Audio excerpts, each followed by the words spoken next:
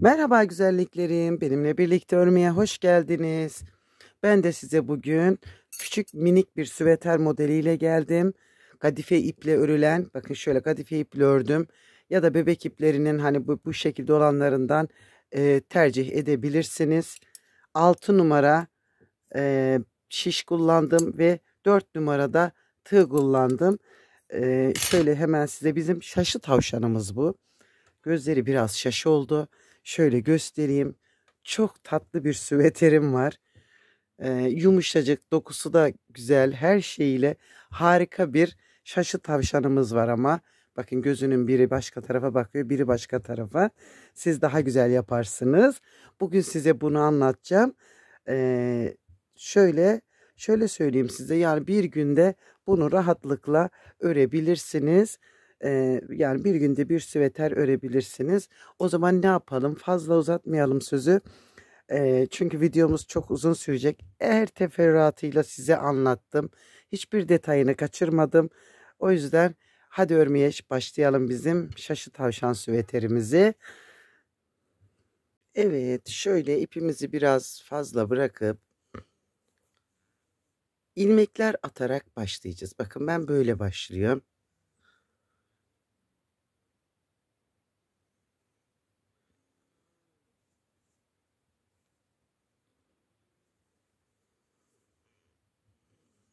...34 tane ilmek atacağım böyle.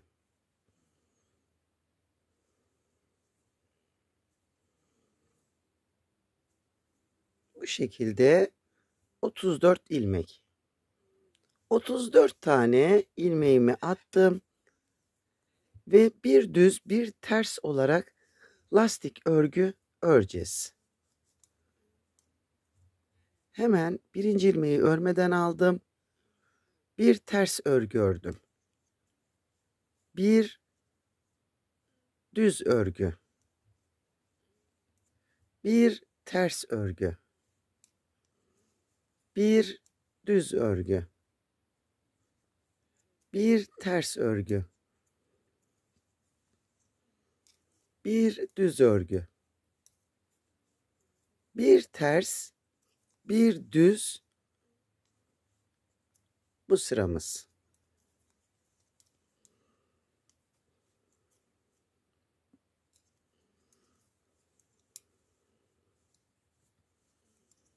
Ve bu sıramda böyle tamamlanacak.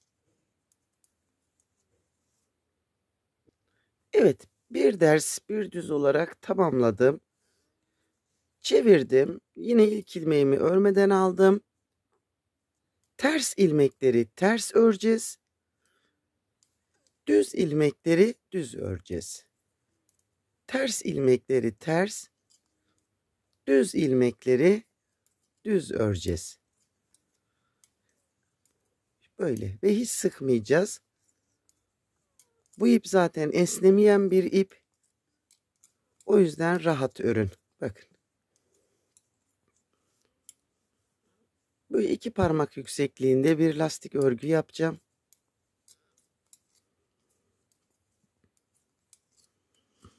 Düzleri düz, tersleri ters olarak ilerleyeceğiz.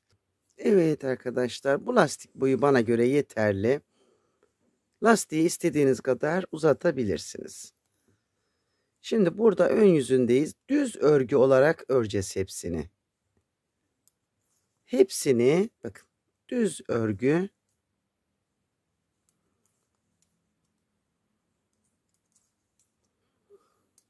Böyle bütün ilmekleri düz olarak alacağız.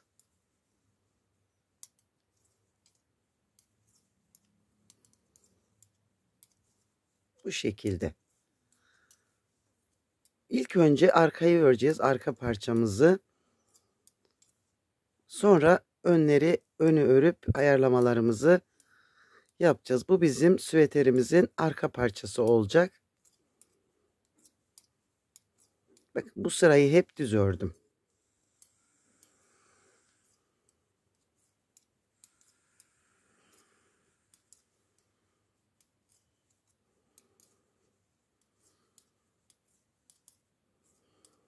Ve böyle bakın bu sıramız düz. Çevirdiğimizde Arka tarafı da hep ters öreceğiz. Şimdi burada ilmeklerimi hep ters öreceğim. Böyle.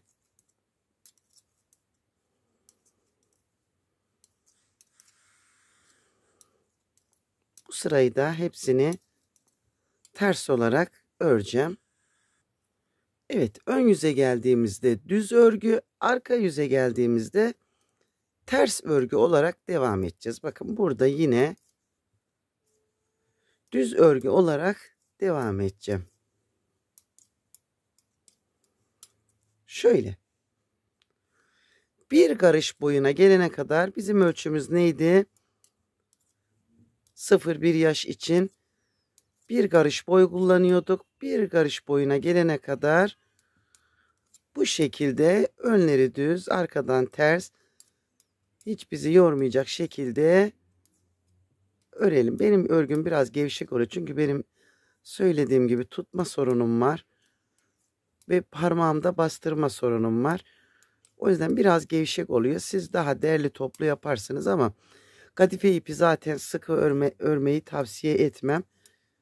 Çünkü hiç esnemeyen bir ip olduğu için rahat ve bol olması gerekiyor. Evet, bakın ilerliyor.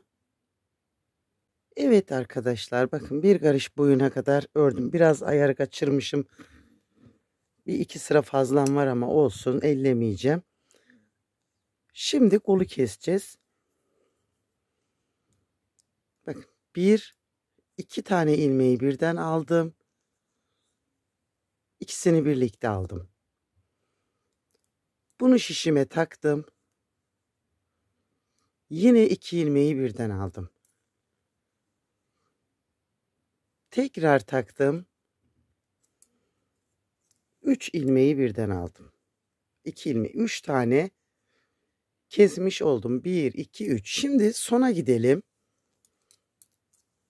Orada da 3 tane ilmek keseceğiz. Şişimin sonuna kadar geldim. Çevirdim ve şimdi 3 ilmek de aynı şekilde buradan keseceğiz. Bakın 2 ilmeği birlikte aldım. Şişime geri taktım bu ilmeği. Yine ikisini birlikte aldım. Bu ilmeği yine şişime taktım. Ve yine ikisini birlikte aldım. 3 tane de burada kesmiş oldum. Bu kadar keseceğiz arkada. Başka da kesmeyeceğim. Ve şimdi kol boyu yüksekliğini öreceğiz. Öyle. Yine dümdüz öreceğiz. Kol boyunu ayarlamak için de ne yapın biliyor musunuz? Burayı şimdi bir karış yaptık ya, katladığınızda buranın yarısına gelene kadar kol boyunu örün. En pratik o şekilde ayarlarsınız. Ve çok rahatlıkla ve güzel bir şekilde de olur. Ben metreyle mezroyla uğraşmıyorum.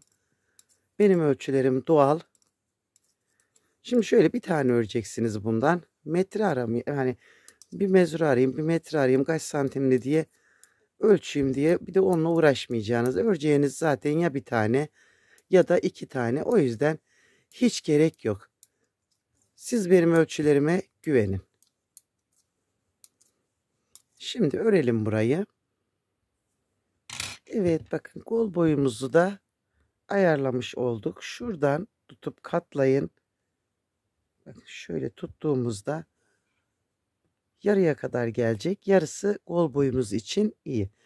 Şimdi burada ipimizi hiç kopartmadan omuzları da başlayacağız. Yani buradan aşağıya doğru devam edeceğiz ve çok pratik bir süveterimiz olacak. Şimdi 1, 2, 3, 4, 5, 6, 7. Bakın. Şöyle. Şimdi şurası 7 taneyi ördüm. 2, 4, 6, 7. Şimdi buradan kesmeye başlayacağız. Sonda 7 tane kalana kadar. 1. Bakın bu ara saymaya gerek yok. Sonda 7 tane ilmeğimiz kalana kadar keselim.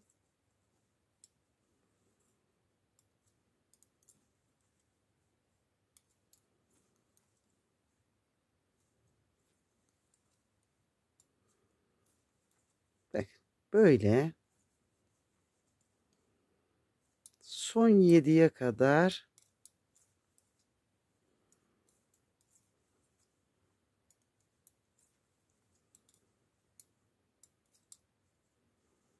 iki, 4, 6, 7 bir tane daha kestim. Bakın şurada. Burası boyuna bıraktık.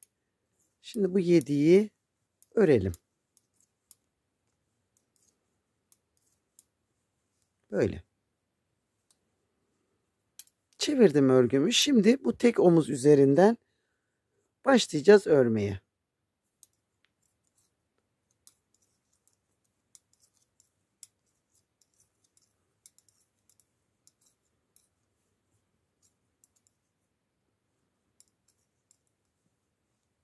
Çevirdim. Bakın bir sıra geldim. Şimdi bir sıra daha gidip geleceğim.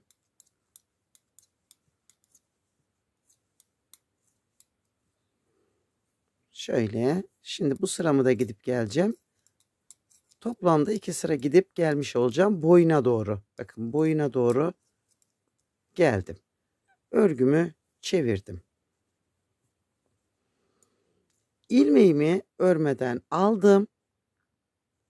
Şuradan aradan ilmek çıkartacağız. Bakın şuradan. Tuttum ilmeğimi. Şunu tuttum. Şişime taktım. Çapraz bir şekilde alıp buraya bir tane ilmek çıkarttım.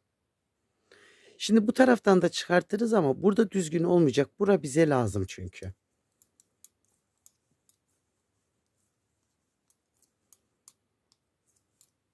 Bakın. Gördünüz mü? Bu şekilde. Şimdi sıramı gidip geleceğim. Tekrar ilmek çıkartacağım.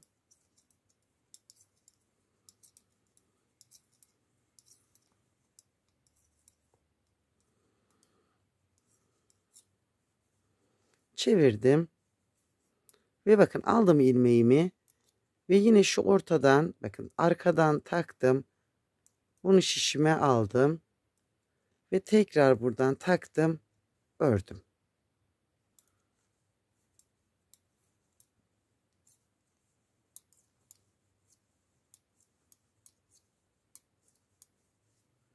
Şöyle bakın gördünüz mü görüntüyü?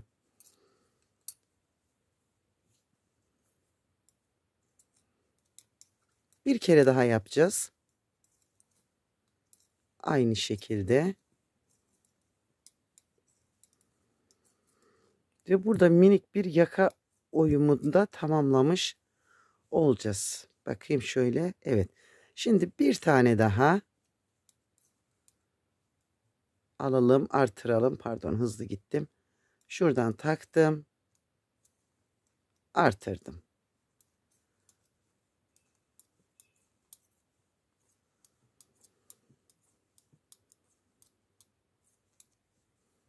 Evet, şöyle.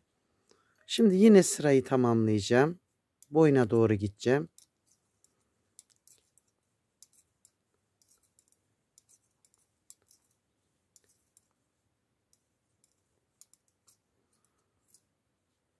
Evet arkadaşlar bakın.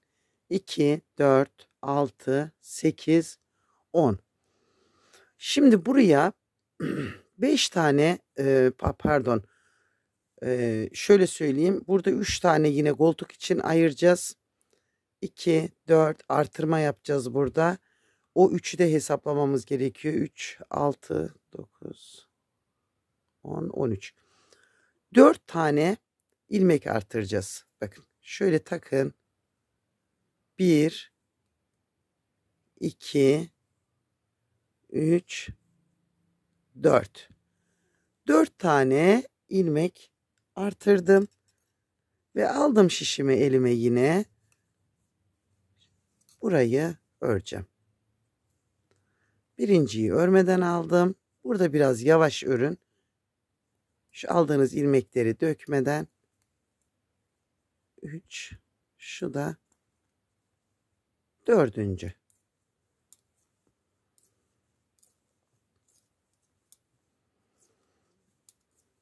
Bu kadar burası. Bakın şöyle yuvarlak bir oyum elde etmiş olduk. Buradan tekrar sıramı başa geleceğim. Zaten en önemli detaylar burası. Başka da detayımız yok. Bakın böyle.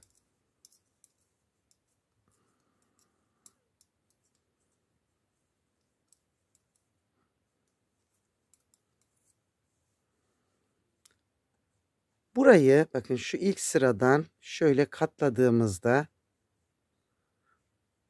bu kol boyunun şu kesim yerine kadar burayı dümdüz öreceğiz buraya kadar.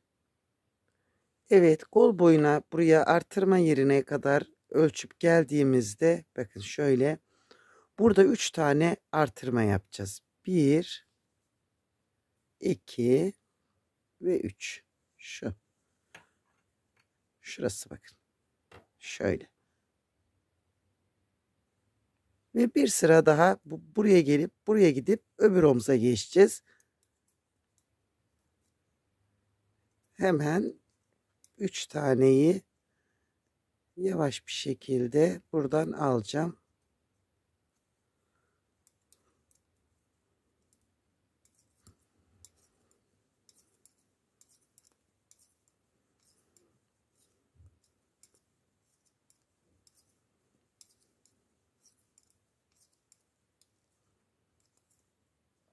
Çevirdim. Şimdi bu sıramı da bu başa kadar getireceğim. Bu uca kadar geldim. Bakın ipimi burada kestim. Şimdi bu ilmeklerimi tekrar bu şişime alacağım. Ve öbür omuzu da aynı şekilde örerek indireceğiz. Şöyle.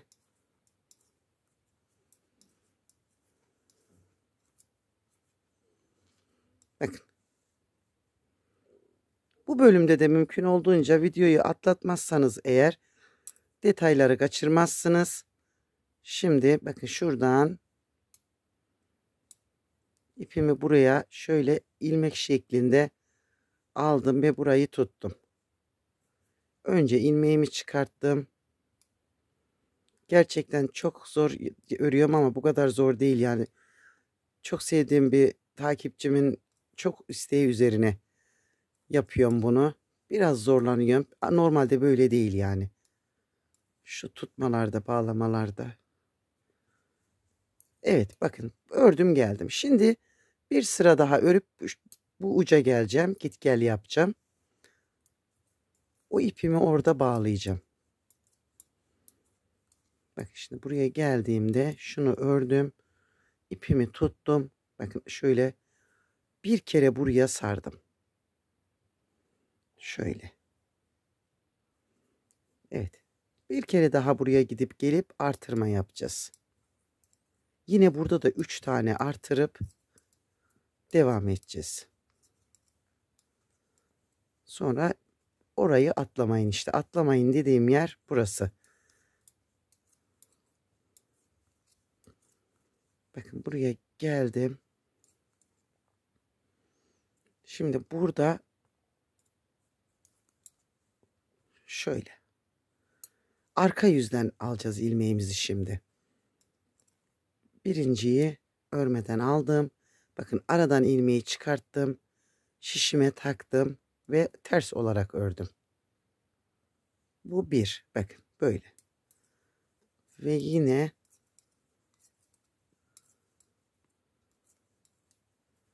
çevirdim. Tekrar sona gideceğim.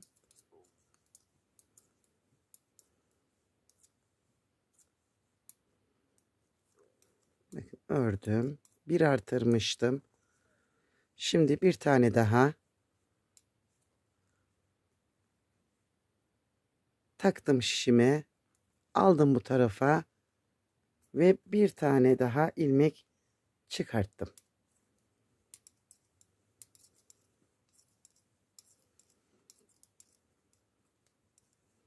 Evet. Bir kere daha gidip geleceğiz. Şimdi burada bir ilmek daha artıracağız ve 3 taneyi tamamlamış olacağız. Bakın. Şöyle çevirdim ve birinciyi örmeden aldım. Tekrar buradan bir ilmek alıp şişime taktım.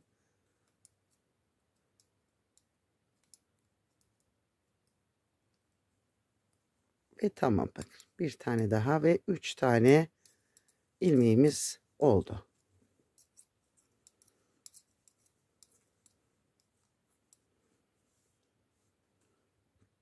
Ve çevirelim örgümüzü. Bakın güzelliklerim, burada bir sıra fazlalığımız gözüküyor. Şöyle göstereyim. Şimdi burayı başa geldiğimizde buraya 4 tane ilmek atacağız. 1, 2, 3 ve 4. Çevirdim örgümü ve şimdi en son arttırma yaptığımız yere kadar dümdüz öreceğiz. Şurayı 3 ve 4. Tamamdır. Evet, geldik düz örme yerine şimdi. Ta ki şu artırmayı yaptığımız hiza var ya, oraya gelene kadar dümdüz öreceğiz.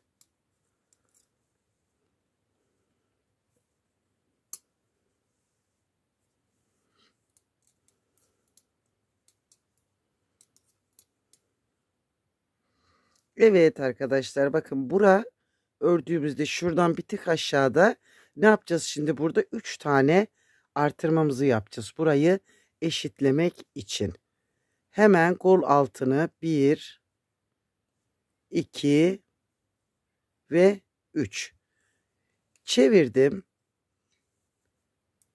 Birinciyi her zamanki gibi örmeden alacağım.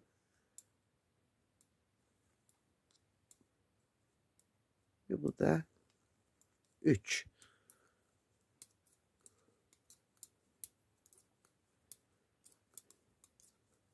Bakın şöyle. Şimdi buradan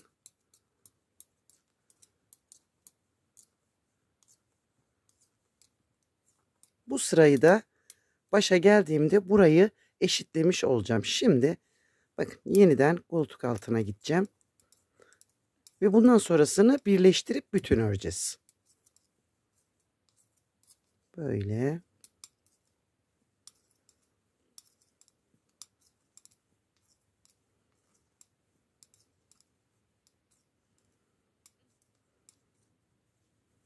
Evet. Bakın. Şimdi bütün gidip geleceğiz. Yani direkt geçiş yapacağız artık. Başlayalım. Bakın.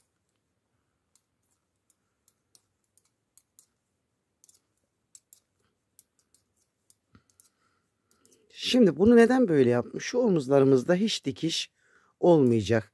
Rahat bir şekilde giydirip çıkartacağız. Bakın buraya geldim. Şimdi buradan direkt bu öbür parçayı da başlayacağım örmeye. Buradan aldım ilmeğimi. Ve şimdi bakın burada ilmekler çapraz geldi. Şişe taktığımız için. Ve sırayı böyle tamamlayacağım. Bakın birleştirdim iki parçamı da. Tek bir parça haline getirdim. Ve burayı böyle tamamlayacağız. Şuradaki kestiğimiz ipimiz var ya. Onu da bakın şuradan toparladım. Şu ipime bir kere yine bunu bağladım. Bakın şöyle toparlamış oldum. Tekrar çevireceğim ve şu lastik hizasına, şuradaki lastiğimizin hizasına gelene kadar dümdüz öreceğiz. Hiçbir şey yapmayacağız. Artırma, eksiltme artık hiçbir şey yok. Bakın. Ve böyle. Gördünüz mü? Gayet pratik bir süveter bu.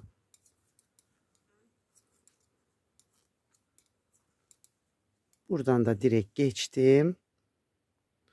Evet arkadaşlar, boyu tamamladım. Ve lastik örgümü de ördüm. Bakın eteklerine de Lastik örgümü ördüm. Görüntümüz böyle bu şekilde bir örgü oldu. Şimdi keseceğiz ve yanları birleştirmeyi göstereceğim. Önce burayı keselim. Bakın lastik örgümü ördüm. 2 ilmeği birlikte aldım. Tekrar bunu şişime alıp ikisini birlikte aldım. Tekrar şişime aldım. İkisini birlikte aldım. Çok gergin kesmeyin. Şöyle bakın şurası gerilmesin. Tekrar ipimi aldım. Ve bu kesme işlemi yaparak bütün ilmekleri toparlamış olacağız.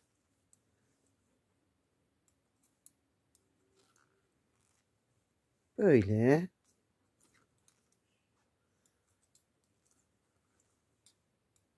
Bakın şura germesin. Evet arkadaşlar, son ilmeğe kadar geldim. Bakın bunu bıraktım. Şimdi örgümün düz yüzü, katladığım ters yüzü bana bakıyor. Şimdi buradan tığ ile birleştireceğim. Bakın. Şu ilmeği tığıma takacağım. Hemen ötekinden alıp şöyle içinden geçirdim. Ve bakın parçaları şu şekilde tuttum. Şöyle tek ilmek yapabiliyorsanız yapın. Bakın. Aldım ve bunun içinden geçirdim. Biraz uzattım. Bunun tek ilmeğini aldım. Bunun da en dıştaki tek ilmeğini aldım. Ve içinden geçirdim. Dıştaki tek ilmeğini aldım. Bunun da en dıştakini aldım ve içinden geçirdim. Hiç sıkmıyorum.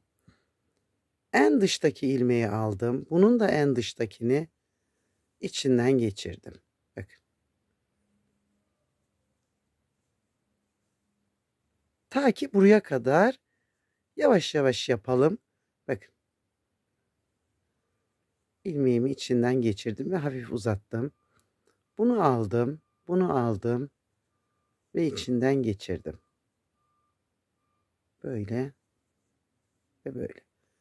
Bakın şu şekilde bir görüntü olacak. En son uca kadar geldim. 1, 2.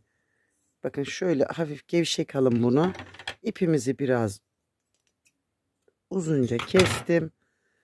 Ve şuradan yavaşça bunu içinden çıkarttım. Tekrar bu ipimi aldım. Bir alt sıradan içinden geçirdim. Şöyle örer gibi bakın.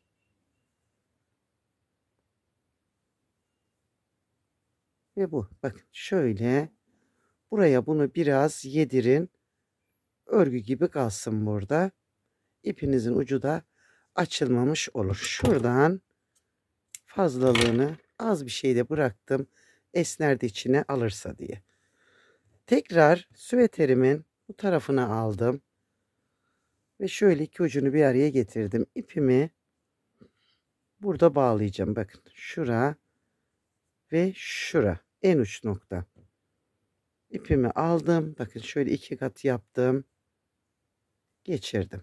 Şimdi şu dursun. Bakın bunu saklayacağız. Şuraya bir zincir atarak bunu buraya bağladım. Ve yine buranın da aynı bir dıştaki ve buradan en dıştakini aldım ve içinden geçirdim. Aynı işlemi de buraya yapacağız.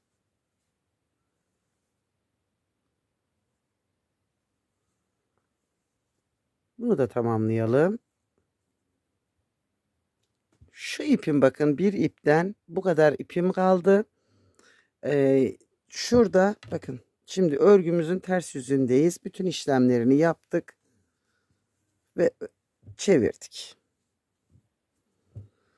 Şimdi şişle örülecek sadece bir yerimiz kaldı. Bakın şurası kaldı. Buraya böyle minik bir bant yapacağız. Şu ipimle başlayacağım. Yeter bu ip buraya. Bakın şöyle tuttum. Şimdi şuradan bakın şu aradaki boşluktan başlayacağız yapmaya. Şu hizada bakın. Şu hizada geldiğimizde şu alttaki, bakın şöyle göstereyim, şurası. Buradan ipimi aldım. Yine bakın şurayı biraz uzun bıraktım. Şurası. İpimi taktım.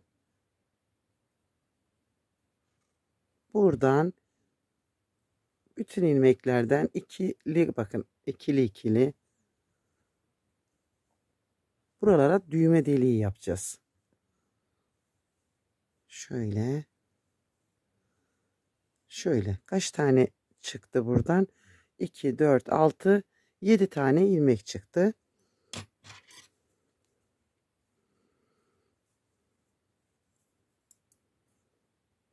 Hemen ilk ilmeğimi örmeden aldım. Bir düz, bir ters. Bir düz, bir ters. Bir düz, şu ipimi çektim ve ters. Bakın. Düzelttim ve şöyle. Burada iyi bakalım. Şimdi ipimi aldım. Ters ilmeğimi ördüm.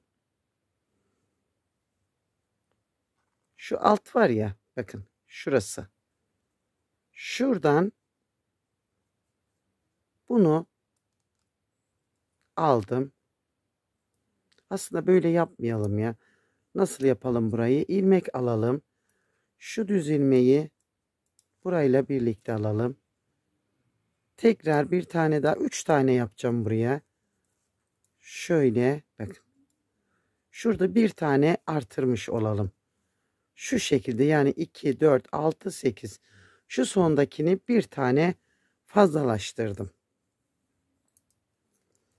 Ve yine bakın. Bir düz, bir ters. Şunları artırdıklarımı ters, aradakini düz, artırdığımı ters, aradakileri düz olarak ördüm. Şu ipi sağlamlayınca burası toparlayacak. Bakın şöyle. Örgümü çevirdim. Ve bakın burada 3 tane düğme deliği oluşturdum. Daha da farklı biliyorsanız farklı yapabilirsiniz. Şimdi burayı bir düz bir ters olarak üste çıkartacağım ve keserek aşağıya doğru ineceğim. Şöyle bakın. Ve buradan şimdi keserek aşağıya doğru inelim. 2 ilmeği birlikte aldım.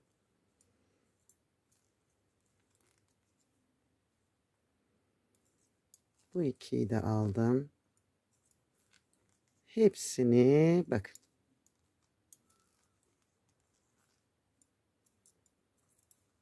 Şöyle. Ve kestim. Yine burada ilmeğimi bıraktım. İpimi biraz uzun aldım. Ve bunu bunun içinden geçirdim. Şöyle. Şimdi burada ne yapacağız? Bakın bu minik parçayı şöyle tutun. Üst üste getirin. Bakın şurası ya. Şuradan ipi aşağıya çekeceğim buradan. Birleştirin şöyle. Bakın tam hizasında üst üste kapatıp birleştirip şuradan tığla içeriye şu ipi alalım. Şu. Bakın. Burada bunu üstüne getirdik. Tekrar ipi alacağım. Biraz önündekinden batırdım. İpi aldım. Bakın şöyle. Buradan bir alttan şuradaki açıklığın üzerine bunu birleştireceğim. Bir alttan. Bakın. Şimdi şuradan ipimi aldım. İçinden geçirdim. Tekrar tığı arkadan taktım. Aynı yerden ipimi aldım. İçeriye geçirdim. Ve şöyle. Bakın. Burası burayla birleşti. Şimdi ipimi burada saklayacağım. Şu alta takalım. Bir kere zincir attım ve kestim. Bak. Şimdi şu başlangıç ipini de sağlamlayalım. Bir ilmek önünden. Buraya da bir tane zincir attım. Biraz hassas davranmak gerekiyor bu ipe. Şöyle. Şimdi bu ipi burada yedireceğim. Bakın. Bu ip biraz hassas. Bayağı hassas çünkü.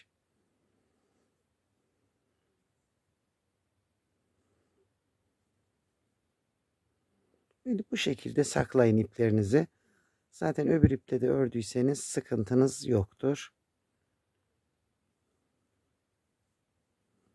Şunu da şuradan yedireyim.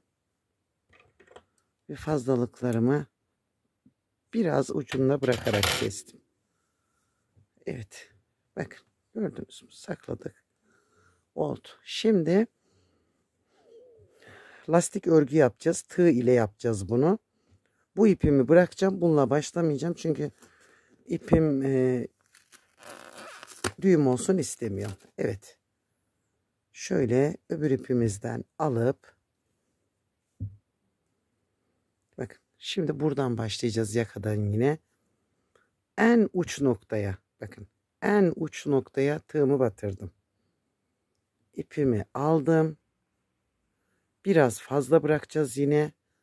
Her seferinde fazla bırakacağız. Bir, iki tane zincir çektim. Hemen olduğu yere bir tane trabzan yaptım bakın. Tekrar önüne ipimi araya aldım.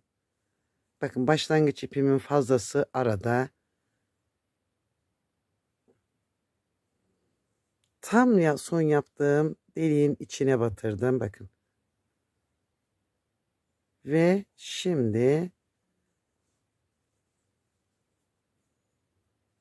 ilmekler alarak devam edeceğim. Bakın burada bir gözüküyor şöyle. Ona göre ayarlayın. Yalnız tek kanat girmeyin. Bir alttaki ile birlikte alın. Bakın şunu saymayacağız. Şöyle. Bir alttaki ile birlikte girip çift kanat alacağız ki büzülmesin. Bakın. Neyi takip ediyorum? Şu çizgileri bakın. Bakın şunları takip ediyorum. Onların hepsi bir ilmek olacak. Bunu yaptım. Hemen şunu yapalım. Bakın bir ilmek de bu. Şuraya geldim. Buradan alırsam açık olacak. O yüzden bir alttan yine aldım. Bakın kapalı aldım. Burada bir tane daha var. Toplamda burada 7 tane yapmıştık ya.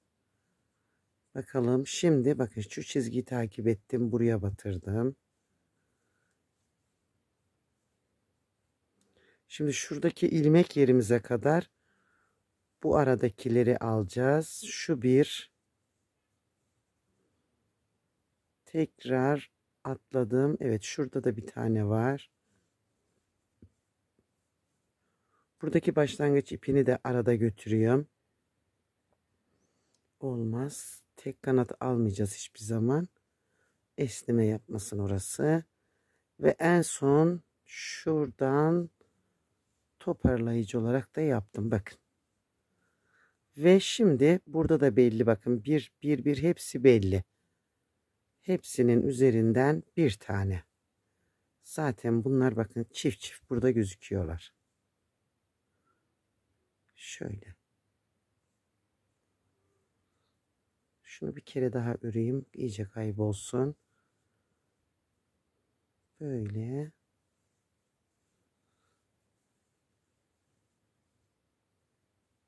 Sıramı hiç şaşırtmayacağım.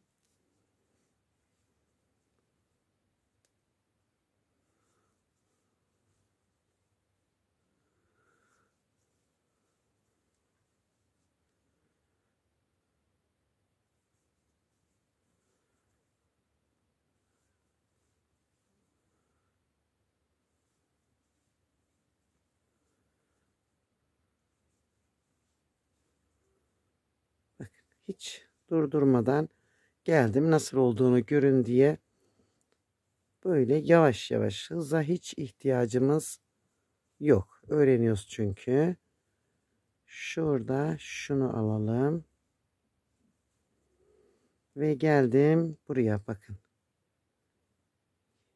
Şurada açıklık olmasını istemiyorum. Teker teker sıramı takip edeceğim. Şu da şuradan. Bunu batırdım. Şuranın. Gördünüz mü? Bakın yine aynı şekilde bunları takip ediyorum. Yani hizayı hiç kaçırmazsanız kolaylıkla gelebilirsiniz. Şuranın. Evet, buranın. Şu bir, şu bir, şu. Şu şuranın. Tamamen çizgileri takip ettim. Şu da en sonuncu ilmeğim. Evet, oldu. Gayet güzel getirdik. Bir, iki zincir çektim ve çevirdim. Aldım. Bakın şu bir trabzanın boşluğundan alacağız. Tepeye batmayacağız. Boşluğundan aldım ve buraya bir trabzan yaptım. Tekrar sıradaki trabzanı arkadan taktım. Boşluğundan aldım ve bir trabzan yaptım. Sıradakini önden aldım. Şundan biraz daha atalım. Sıradakini arkadan boşluğundan takarak aldım. Bir önden boşluğundan, bir arkadan boşluğundan alarak buraya bir lastik örgü yapacağız. Böyle.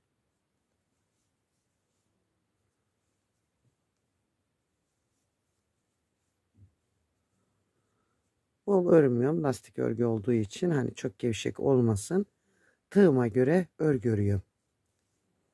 Evet, bakın. Şimdi sona kadar gidelim. Evet arkadaşlar, bakın. Bu lastik boyu bize yeterli boğazdaki. Bakın şöyle, zaten toplamda 2 sıra gördüğüm kadarıyla örnekte böyleydi. İpimi kısaca kestim. Ve içinden geçirdim. Şimdi arkada bunu yine düzgün bir şekilde, çok kaba olmayacak şekilde saklayacağız. Şuradan bir kere aldım. Bakın. Ve burada şimdi bunu yedirmemiz gerekiyor. Şuradan alttan şu tarafa geçireceğim. Evet.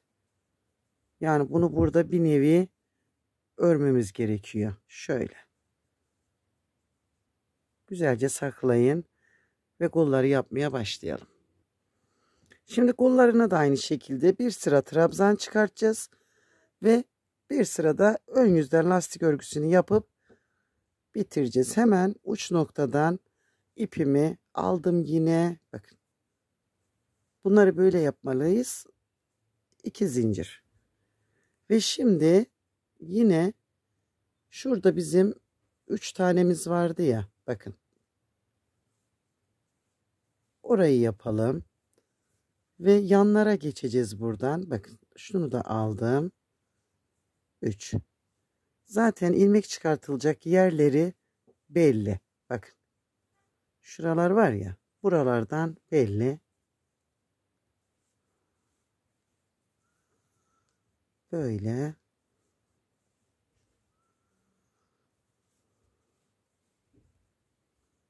Hepsinden yine toparlaya toparlaya devam edeceğiz. Burada daha kolay. Bakın.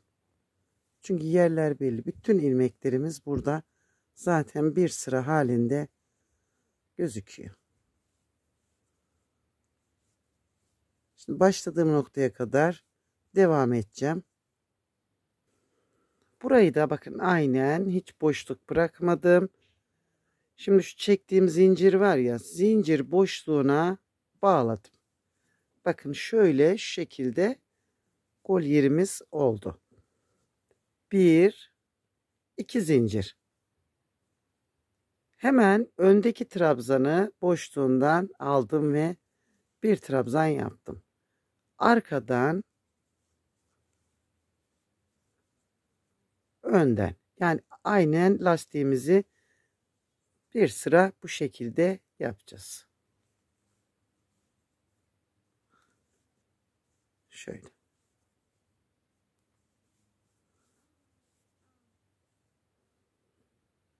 Evet arkadaşlar, geldik süsleme yerine.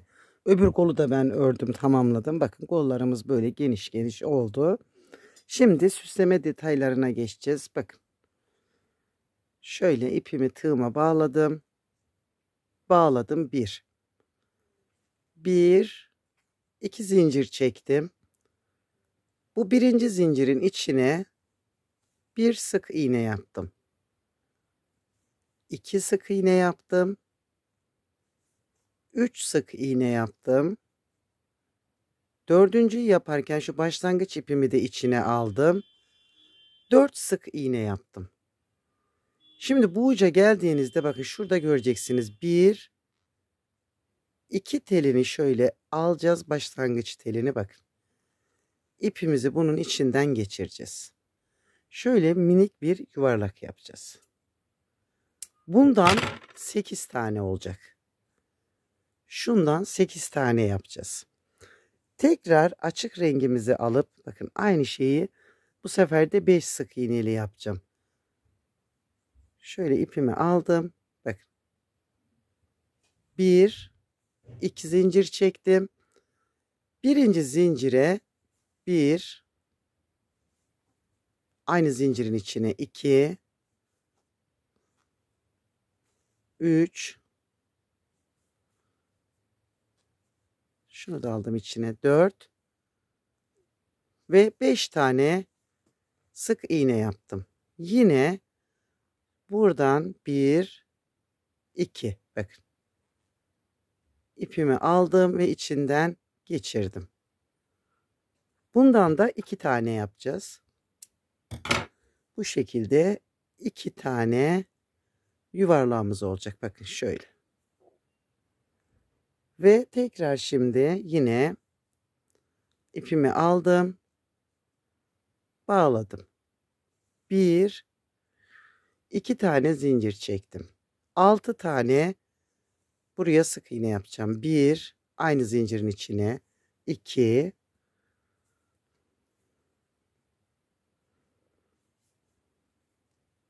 3, 4, 5, 6. Şöyle. Ve hemen önündekine bağladım. Şimdi bir zincir çektim. Bakın. Hemen bu dip var ya, bakın hemen ilki. Buraya bir sık iğne yaptım. Tığıma ip aldım. Aynı yere bir tane de trabzan yaptım. Tekrar aynı yere bir tane daha trabzan yaptım. Bakın şöyle. Hep aynı noktaya çalıştım. Tekrar aynı noktanın içine bir tane de sık iğne yaptım. Şöyle göstereyim bakın. Sıradaki sık iğneye batırdım. Bir sık iğne yaptım. İpimi aldım. Aynı yere bir trabzan yaptım. Tekrar bir trabzan daha.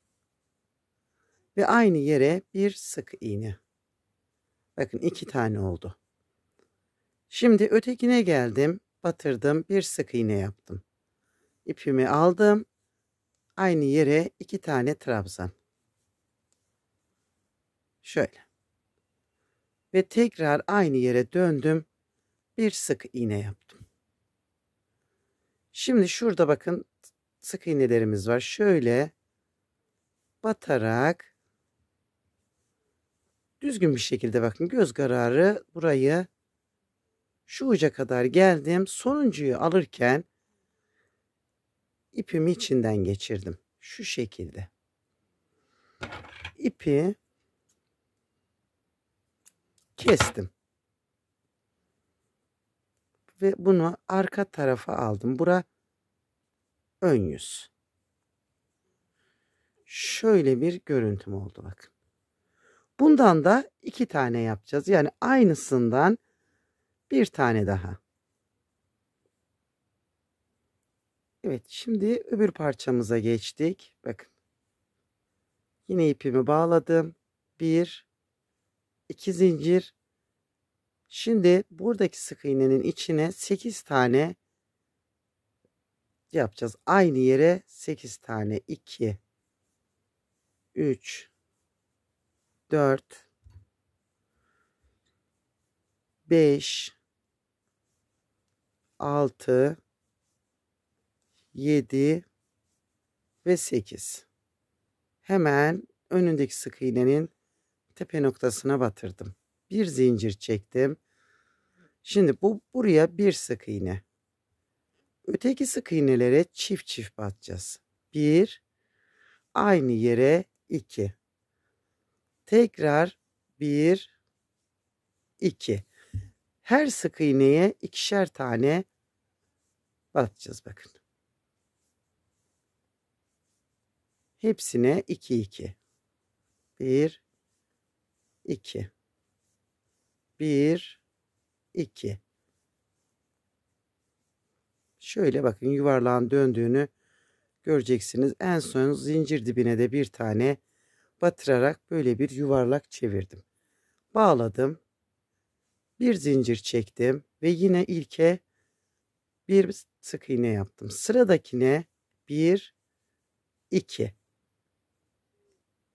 Önündekine tek. Bir tane ilmeğin içine 2 tane sık iğne. Önündekine tek. Bir çift, bir tek. Bir çift, bir tek. Bakın. Bir çift, bir tek olarak da bu sırayı tamamlayacağım.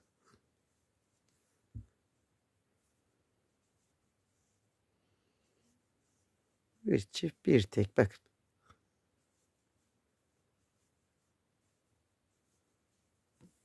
Burayı da tamamladım. Son zincir dibine bir kere daha battım ve bağladım. Bir zincir çektim.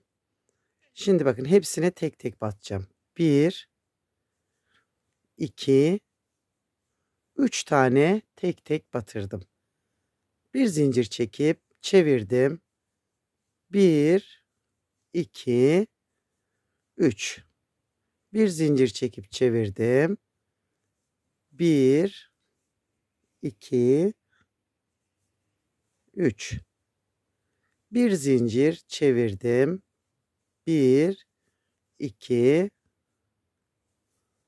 3. Bir zincir çevirdim. Bakın şimdi buradaki baştakine çift batacağım. Şöyle. Önündekine tek. Önündekine tek. Bakın. Tam şu uca bir tane daha. Bir zincir çektim ve çevirdim. Ne oldu burada şimdi? 5 tane oldu. 5 taneyi 1 2 3 4 5 olarak ördüm. Bir zincir çektim, çevirdim. Şimdi bakın bir kere daha 5 yapacağız. 1 2 3 4 ve 5. Şöyle. Bir zincir çekip çevirdim. Şimdi azaltacağız. Birinciye batırdım, ipimi aldım. İkinciye de batırdım, ipimi aldım ve topladım. Bir tane tek ördüm. Şimdi bakın sonda 2 tane kaldı. Tek batırdım, toplamadım. Önündekine de batırdım, topladım. Bir zincir çektim ve çevirdim. Şimdi 1, 2, 3 ördüm. Bir zincir geri çevirdim. 1, 2 ve 3. Olmadı, şurada tek kanat batınca hemen belli ediyor. Şöyle. Bir zincir çevirdim. Burada bir tane eksilteceğiz. Tek aldım, sıradakinden aldım ve topladım. Ve önündekine batırdım. 2 oldu. Bir zincir çektim. Şimdi bunu aldım. Bunu da aldım ve topladım. Şöyle bak. Burada bir tane uzun kulak yapmış olduk. Şu. Bu şekilde. Hemen şimdi ikinci kulağımıza başlarken şuradan bir tane sık iğne bırakıp ikinciye tığımı aldım. Bakın buraya dikkat edelim. İpimi biraz uzun aldım. Şöyle. Şimdi bir zincir çektim. Aynı yere bir sık iğne. 1, önündeki 2, önündeki 3. Bir zincir çektim. Çevirdim. Yine 3 tane. Bir zincir çevirdim. Yine 3 tane. Böyle. Şunu da şuradan hemen yok ettim. Bir zincir çektim. Çevirdim. 1, 2, 3. Bir zincir çevirdim. Bakın eşit ölçüde kulaklarımızı çıkartacağız. Şimdi burada bir sıra daha 3 yapalım. 1, 2, 3. Bir zincir çevirdim. Şimdi baştakine çift. 1, 2. Önündekine tek. Sondakine çift. 1. Bir de uçtakine batıyorduk. Şöyle. Bir zincir çevirdim. Şimdi yine 5. 1, 2, 3, 4. Tek kanat almayalım. 5. Bakın. Bir sıra daha 5 olarak örüp sonra eksiltmeye geçeceğiz.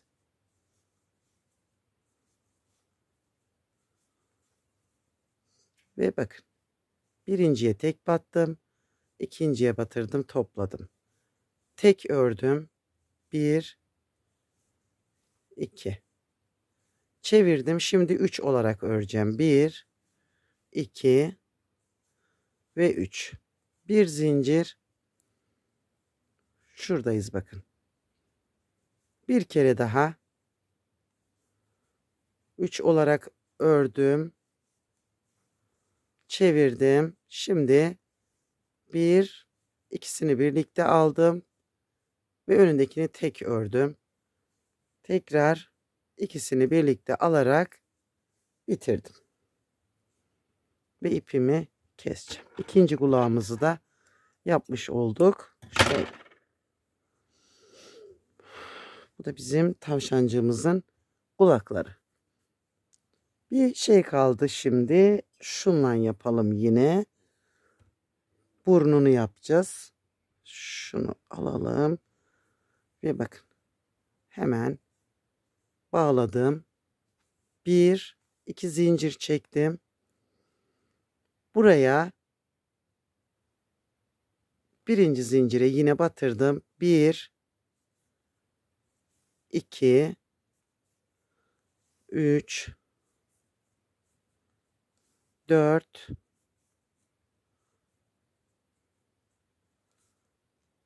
5. 6 tane sık iğne yaptım. Birinciye şöyle getirip birinci sık iğneye tek kanat batmamak için uğraşıyorum. İnanın zor bu ip, yani zor. Şöyle bakın. Şu şekilde. Şimdi burada bir zincir çektim. Hemen önündekine bir sık iğne. Aynı yere bir tane daha. Sıradakine batırdım. Biraz sıkı örüyorum burayı. Şöyle ikinciye de çift batırdım ve sonuncuya da tek batırdım. Ve önündekinden şöyle ipimi içinden geçirdim. Yarım yaptık bunu da. Ve bu da tamam. Bütün şeylerini, teferruatlarını yapmış olduk. Şöyle içine de aldık mıydı bunu? Bakın. Şu tavşanımızın kafası, şu burnu, bunlar paticikleri. Bakın. Tam şurayla şöyle çaprazlayacağız bunu. Şu ön bandın hani burada düğme deliği yaptık ya. Buraya. Bu da buraya.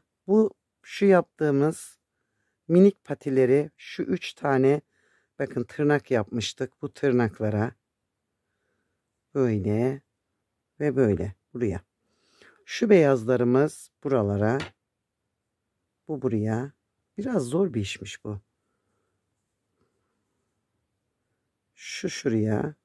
Bunları gösterdim zaten. Şöyle. Ve şöyle. Şimdi en sonda birer tane de şu uçlara. Bunları nasıl dikeceğiz? Bir iğne ve ince bir ip yardımıyla bunları buralara dikeceğiz. Dikmek istemezseniz de evde sıcak silikonunuz varsa bunları böyle buralara yapıştırabilirsiniz. Bakın önce bunlar yapılacak ya, bunları buralara sıcak silikonla yapıştırabilirsiniz. En son şu tavşanımızın bu yüz kısmını alttan biraz ip veyahut da elinizde iplerinizden artanlardan varsa doldurup dolgulu bir şekilde yapabiliriz. Ben şimdi bunları buraya hepsini gösterdiğim gibi bağlayacağım ve geleceğim. Şöyle bakın nasıl diktiğimi de göstereyim. Şu ipi içeriye aldım. Bakın patiyi tuttum. İnce bir iple, ince bir iğne ile dikiyorum şu an. Böyle gözükmüyor da zaten. Çünkü kadife ip içine alıyor. Bakın. Şu şekilde alıyor içine. Sorunsuz yapacak. Bakın. Gördünüz mü? Yapıyor yani. Şuradan ötekine geçeceğim. Ve yine buradan ipimin faslalığını keseyim. Şöyle. Bu ipleri de şurada yüzde kullanacağım. Hiçbir ipi zayi etmeyeceğim. Şu da 3. patim. Bakın şöyle. Ve buradan bunu da buraya kenarlardan bakın. Gördünüz mü? Güzel toplanıyor. Şu.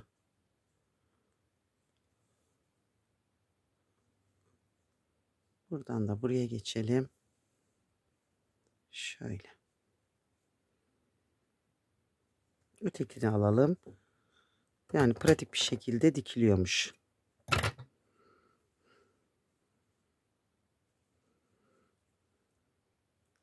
Evet arkadaşlar, şimdi tavşanı yerine dikmek için bakın şunu şöyle ortaladım. Burada bunu iğneleyeceğiz buraya. Şöyle bir iğne yardımıyla bakın. Kaymasın diye tutturun. Düzgün bir şekilde dikebilirsiniz. Bakın. Şöyle. Şimdi kulak yerini ayarlayacağız. Şöyle tuttum. Bakın bunu da buraya iğneledim.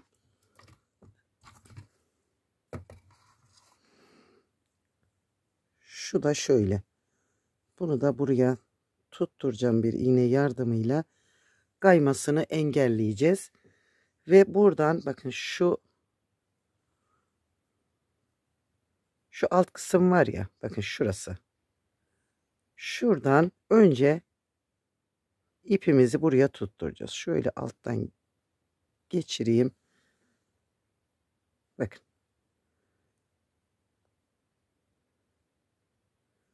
Şimdi önce kulakları tutturacağım. Sonra bu kafa çevresini çevireceğim ki içine doldurduğumuz elyaflarımız çıkmasın. Şöyle iğne ardı yapar gibi çok sıkı değil. Bakın ipinizi germeyin. Esneme payını da hesaba katın. Şurada en üstte ipimiz var. Onu da içeriye alıp saklayacağız. Bakın. Esneme payını göz ardı etmeyin. Şuradan şu ipimi hiç kesmeyeceğim. Bakın şöyle aldım ve tam bu uç noktayı geçirdim. Tekrar buradan bir tane daha geçireceğim. Sağlama alacağım. Evet bakın. Böyle dikin. Şimdi buradan aşağıya inip bu sefer de öbür tarafına gideceğim tavşanımın. Şuradan şu iğneyi artık alacağım. Evet burayı buraya inelim. Buradan buraya böyle buraya kadar şöyle buraya kadar gelelim. Bura var ya bakın şuradan başlayacağız dikmeye. Şöyle. Burada her ilmeği böyle güzelce tutturalım. Hani arada açıklık bırakmayalım. İçini hafifçe dolduracağız ya. Bakın şöyle uçtan kapatın burayı.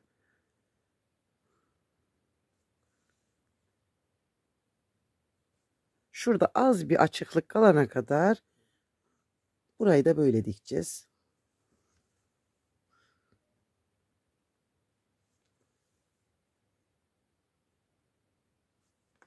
Bakın. Evet arkadaşlar şöyle mavi de göz yaptım. Biraz şaşı bakıyor gibi ama benim tavşanım. Şöyle göstereyim. Sonunda bitirebildik. Beni izlediğiniz için hepinize teşekkür ederim. Hoşça kalın. Sevgiyle kalın.